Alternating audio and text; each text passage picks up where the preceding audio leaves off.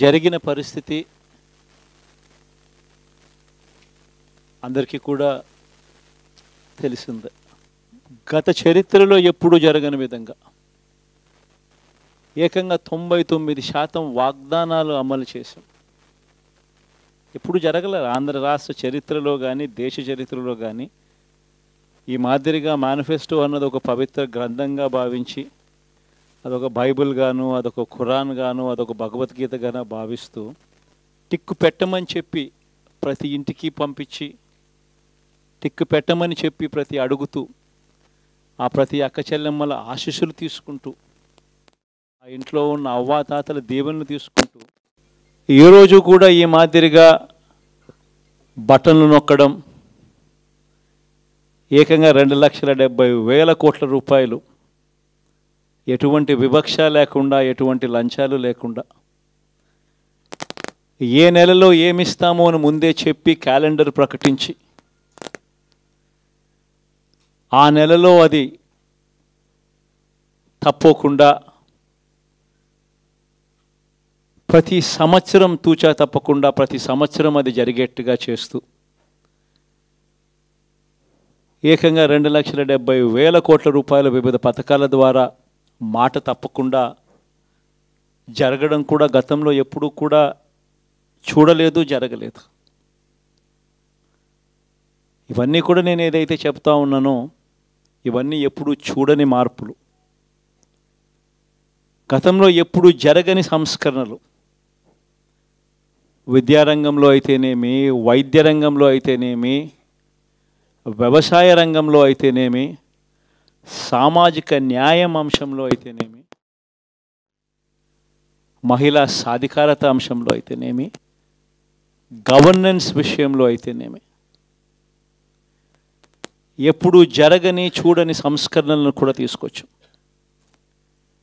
ఇవన్నీ నేను ఏదైతే చెప్తా ఉన్నానో ఇవన్నీ మనం చేసి చూపించి ప్రజల మన్ననలు పొందిన తర్వాతే ఎన్నికలకు వెళ్ళాం. ఎన్నికల్లో ఏమైందో తెలీదు. 5 సంవత్సరాలు కళ్ళు మూసుకుంటే చాలా అయిపోయింది. 5 సంవత్సరాలు మళ్ళీ 2024 నుంచి 2029 కూడా అదే మాదిరిగానే కళ్ళు మూసుకుంటే 2029 కూడా కళ్ళు మూసుకుంటే వచ్చేస్తుంది. ఇవి మనం గుర్తుపెట్టుకోవాల్సిన అంశం ఏమిటి అని అంటే సినిమాలో ఓన్లీ ఫస్ట్ హాఫ్ మాత్రమే అయ్యింది. గతంలో కూడా ఇదే మాదిరిగా పరిస్థితులు ఉన్నప్పుడు కూడా మనం ఏ మాదిరిగా పైకి లేచాము అన్నది కూడా మీ అందరికీ తెలిసిన విషయాలే. నేను ఒక్కటే మీ అందరికీ చెప్తా ఉన్నా, ప్రజల్లో ఈరోజు మనం చేసిన మంచి ఉంది. ఇంటింటికి మనం చేసిన మంచి ఇంకా బ్రతికే ఉంది. ప్రజల్లో ఈరోజు మనం చేసిన పాలన మీద విశ్వసనీయత అనే పదానికి అర్థం ఈ రోజుకి కూడా ప్రజల్లో ఉంది. గడప గడపకు మనం చేసిన మంచి ఇంకా ప్రజల్లో బతికే ఉంది. మరి ఇవన్నీ ఉన్నప్పుడు మళ్ళీ మనం లేయడం కూడా తథ్యం. కాకపోతే కొంచెం టైం పడుతుంది, ఆ టైం ఇవ్వాలి. ఆ టైం ఇచ్చినప్పుడు, అది జరిగినప్పుడు, పాపాలు పండినప్పుడు ఖచ్చితంగా మళ్ళీ మనం పైకి లేస్తాం. ఈ విషయం ప్రతి ఒక్కరం కూడా గుర్తుపెట్టుకోవాలి. ఎందుకు ఈ మాట కూడా చెప్తా ఉన్నానంటే రాజకీయాలలో అన్నిటికన్నా ముఖ్యమైన అంశం క్యారెక్టర్, విలువలు, విశ్వసనీయత. ఈ పదాలకు అర్థం తెలిసి ఉండడం రాజకీయాలలో చాలా అవసరం. రాజకీయం అంటే ఎల్లవేళలా అధికారమే కాదు. అధికారంలో లేనప్పుడు కష్టాలు ఖచ్చితంగా వస్తాయి. కానీ ఖచ్చితంగా కష్టాలు వచ్చినప్పుడు మనం ఖచ్చితంగా ఏ రకంగా రియాక్ట్ అవుతామన్నది మన చేతుల్లో ఉంది.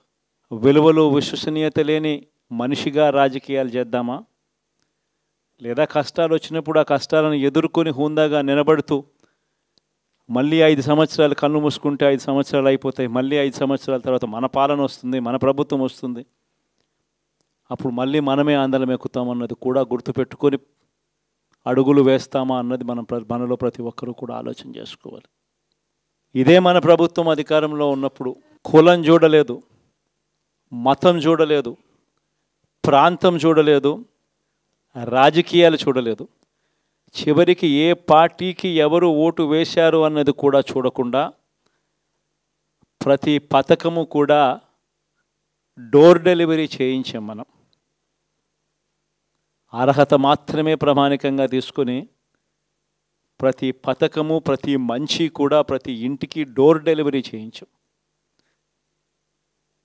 అలా ప్రతి మంచి, ప్రతి పథకము డోర్ డెలివరీ చేసిన ప్రభుత్వం మనదైతే, పాలన మందైతే, ఈరోజు కేవలం వాళ్ళ పార్టీకి ఓటు వేయలేదు అని మాత్రమే, ఓటుకు వేయకపోవడమే పాపం అన్నట్టుగా ఈరోజు రావణ కాష్టం సృష్టిస్తూ ఉన్నారు, విధ్వంసం చేస్తూ ఉన్నారు, ఆస్తులు నష్టం చేస్తున్నారు, కొడతా ఉన్నారు, అవమానిస్తూ ఉన్నారు. ఇవన్నీ శిశుపాలుని పాపాల్లో భాగాలుగా ఇవన్నీ అప్పుడే పాపాలు మొదలయ్యాయి.